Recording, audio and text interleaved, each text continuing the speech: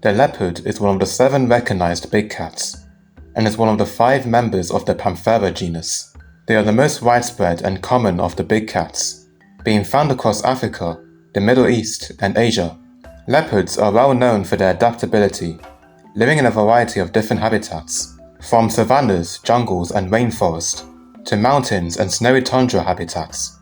They are perhaps most well known for their agility and strength, as well as being incredibly strong for their size. Leopards are the 5th largest cat in the world, weighing anywhere from 25 to 90 kilograms, or 55 to 200 pounds, and measuring between 4 and 8 feet long. This heavily depends on the location and subspecies, which there are 8, the largest being the Persian leopard, which can weigh over 90 kilograms or 200 pounds. The smallest, the Arabian leopard, typically weighs no more than 30 kilos or 66 pounds. The leopard as a species is listed as vulnerable, though the exact population is unknown. Estimates put the African leopard to anywhere between 50,000 to 700,000 individuals in the wild. The Amur leopard is considered by many to be the rarest subspecies, with between 100 and 150 individuals estimated to remain in the wild, and is still listed as critically endangered. You might be wondering if leopards ever existed in Europe. Well, once upon a time, they did, and technically still do. However, they live on the outskirts of the continent, with these leopards comprising of the Persian subspecies, the largest leopards in the world. Historically, Persian leopards were once common in southeastern Europe, in countries such as Greece and the Balkans, until being wiped out by humans. Today, the Persian leopard is extremely rare in the European part of its range, with only about 40 to 60 individuals in isolated pockets, primarily in the Caucasus. However, during the Pleistocene, leopards and other big cats not only lived in Europe, but were very common and widespread.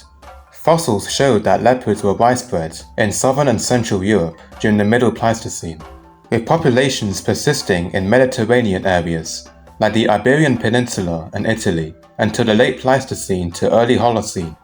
The timing of arrival of leopards in Europe is disputed. Some authors have suggested that they arrived in Europe during the late early Pleistocene, around 1.2 to 1.1 million years ago, while others have suggested that they arrived during the early Middle Pleistocene, around 600,000 years ago. Though their fossil record in Europe is still scarce overall, there is possibly a unique, now extinct subspecies of leopard that called Europe home during the Ice Age. This subspecies is known as Panthera pardus spelea, also known as the cave leopard, or European Ice Age leopard. This is a big cat that I feel doesn't really receive a lot of attention, which I hope it does in the future. This leopard was very similar to living leopards, with its closest living relative being the Persian leopard. In terms of size, this cat was similar to the largest living leopards. This leopard measured between 2 to 2.6 meters, or 6.6 to 8.5 feet long, and stood a shoulder height of 70 to 85 centimeters, or 2.3 to 2.8 feet. These cats likely weighed anywhere between 50 and 100 kilograms, or 110 to 220 pounds, with some studies suggesting that they may have gotten bigger. The size likely varied by region and time, generally being larger in colder periods. Like today's leopards, they were very stealthy and agile, which would have made them ferocious hunters and a common danger for early Europeans. In appearance, they probably looked most similar to the Persian leopard and Amur leopard, as they live in very similar habitats, and, as mentioned, is genetically close to the Persian subspecies. A cave painting discovered in Javet Cave in France shows a coat pattern similar to that of modern leopards, but with an unspotted belly, presumably white. This gives it a distinct appearance from modern subspecies, since modern leopards lack this feature. However, recent studies suggest that the cave painting most likely depicts a snow leopard instead, since they also have an unspotted underside.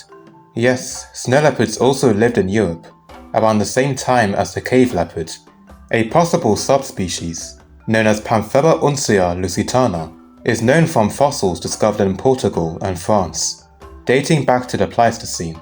This ancient snow leopard showed adaptations for mountainous, cold environments, hunting prey such as marmots and ibex.